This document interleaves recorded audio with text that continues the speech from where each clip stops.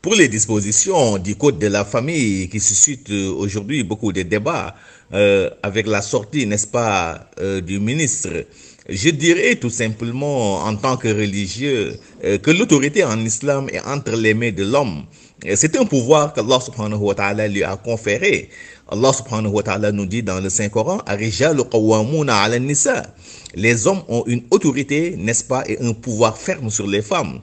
Et il faut préciser que cette autorité n'est pas une autorité de supériorité ou de domination, comme certains ont tendance, n'est-ce pas, à le penser, mais plutôt une autorité de veille et de protection, n'est-ce pas, sur la femme qui a été toujours considérée comme le sexe faible par rapport à l'homme.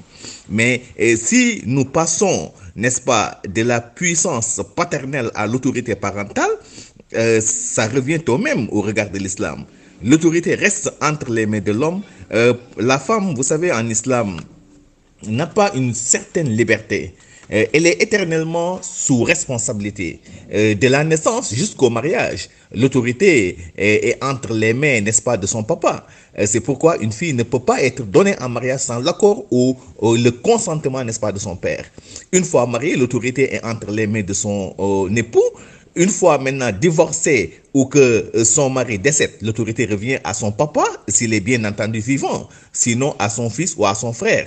Néanmoins, en ce troisième millénaire, où beaucoup de mutations ont été notées dans nos sociétés, nous pouvons discuter, trouver des compromis, un consensus, notamment sur les aspects liés, n'est-ce pas, au choix de la résidence, le fait que la femme seule voyage avec ses enfants, la question des papiers, entre autres, dans le but, bien entendu, de mieux organiser, n'est-ce pas, la société, mais tout en ayant à l'esprit que l'autorité parentale et la puissance paternelle, toutes confondues, est entre les mains de l'homme et non de la femme.